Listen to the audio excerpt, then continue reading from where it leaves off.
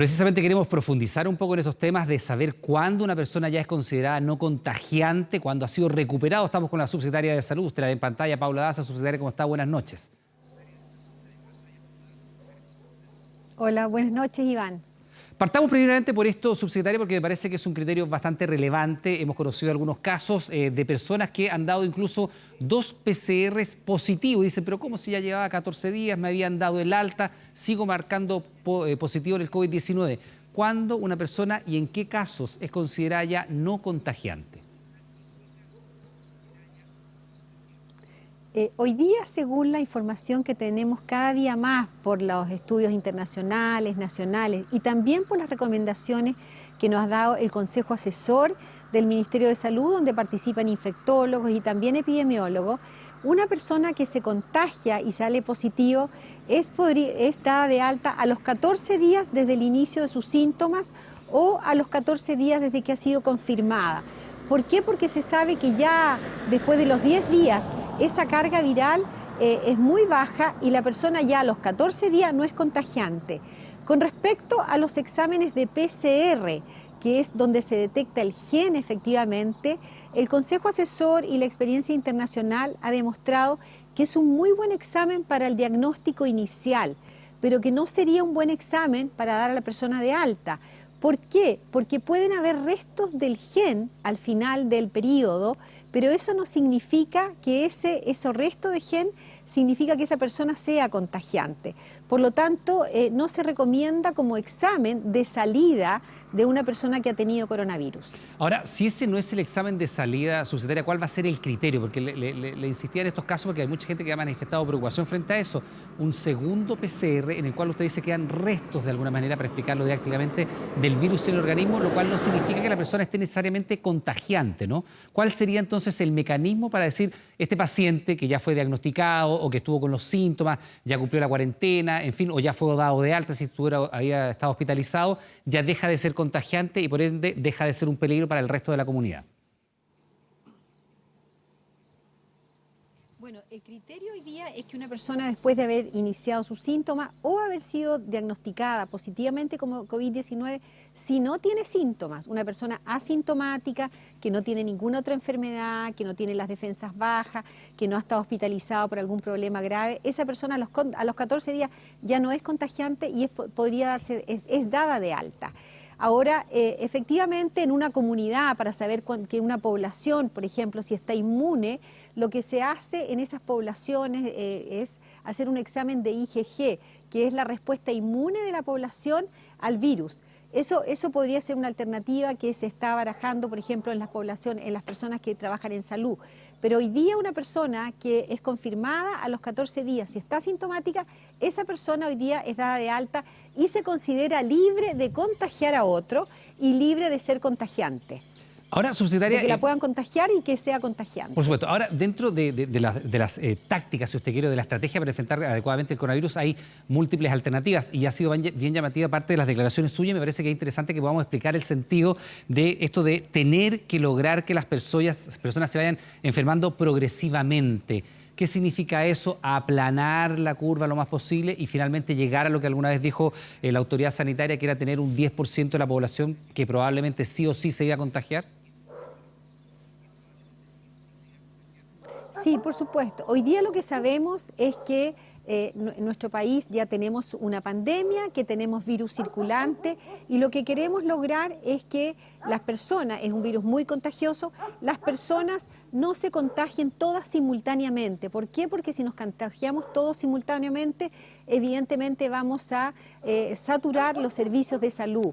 Y aquí lo más importante es proteger a los adultos mayores, a los enfermos crónicos, que son las personas que el COVID-19 les puede dar en forma muy grave, terminar en una unidad de cuidados intensivos. Y por eso es importante las estrategias que hemos ido implementando en nuestro país, que es una estrategia que está basada en varios factores. Uno es detectar oportunamente, hacer una gran pesquisa. Lo segundo es hacer una vigilancia de los casos confirmados.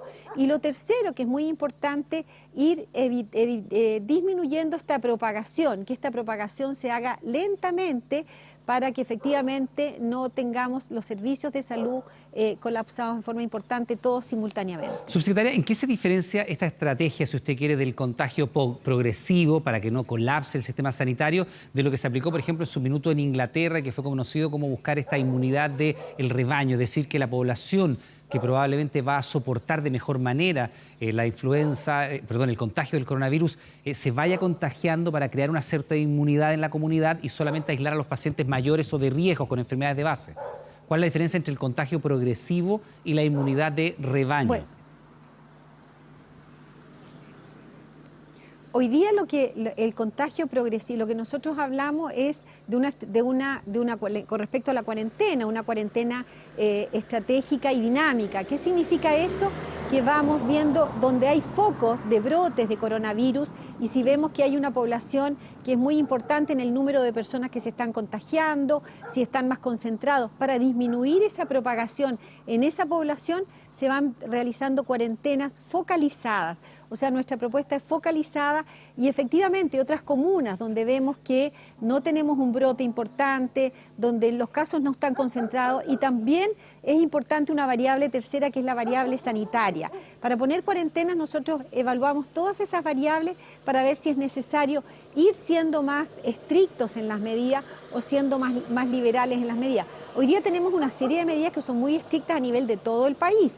Tenemos cerradas las puertas de nuestro país, tenemos un toque de queda, tenemos cuarentena para los adultos mayores, tenemos cerrado todas las actividades nocturnas, bares, cines, restaurantes y por supuesto una serie de medidas que permiten disminuir esta propagación del virus. Ahora, subsecretaria, dentro de esta política de tratar de buscar un contagio progresivo que no sature a los servicios de urgencia de nuestro país, ¿se entiende también el hecho de soltar las cuarentenas y después volver a apretar, como ha dicho la autoridad, o como han dicho algunos alcaldes, por ejemplo, la alcaldesa Materia, se nos han dado la largona, pero probablemente después vayamos a tener cuarentena de nuevo? ¿Así se busca este contagio progresivo? Lo que nosotros buscamos, evaluamos todos los días y semana a semana cómo va evolucionando la progresión del virus, de esta pandemia en nuestro país. Hemos venido aprendiendo mucho y efectivamente hay comunas que han tenido cuarentena durante 2 semanas, otras 3 semanas, y esa cuarentena, una vez que se han liberado, la cuarentena particularmente, si esa comuna es capaz de lograr, de mantener todas las otras medidas. Estamos hablando de distanciamiento social, que las personas no se aglomeren, que las personas salgan solamente en lo indispensable, que mantengan este distanciamiento y logramos que el aumento de incidencia no sea exponencial. Efectivamente, esa comuna no va a ser necesario volver a poner cuarentena. Pero sin embargo, si vemos que la respuesta de la comunidad o vemos que la incidencia en los números en esa comuna vuelven a aumentar en forma exponencial, probablemente vamos a tener que volver a poner medidas más estrictas. Por eso vamos viendo la comuna, la localidad, la zona, semana a semana para saber cómo ir implementando nuevas medidas y cómo ir liberando. Hoy día no solamente tenemos las cuarentenas, hablamos de los cordones sanitarios, que son lugares donde están las comunidades cerradas, donde nadie puede salir, nadie puede entrar.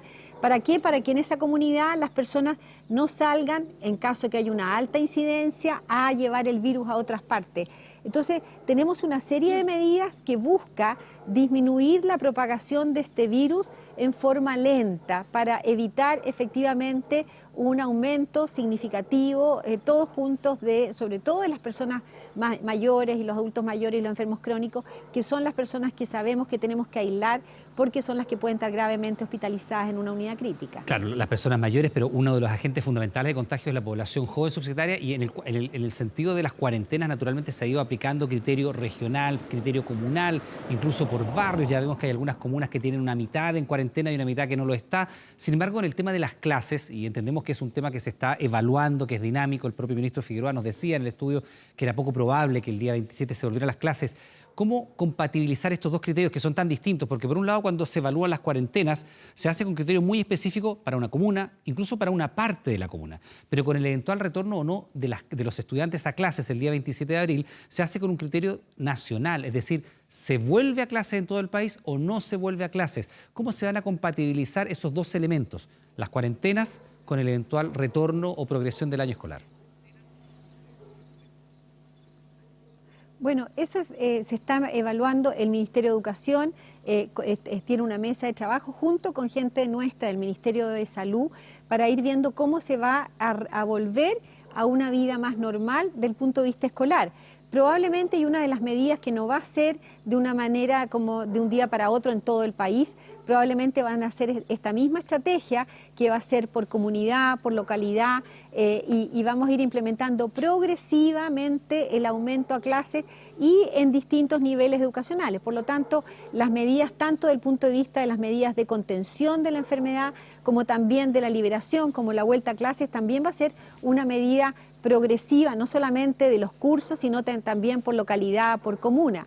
Hay que decir, y quiero ser muy enfática, la cuarentena es la medida más estricta del punto de vista de falta de libertad de las personas.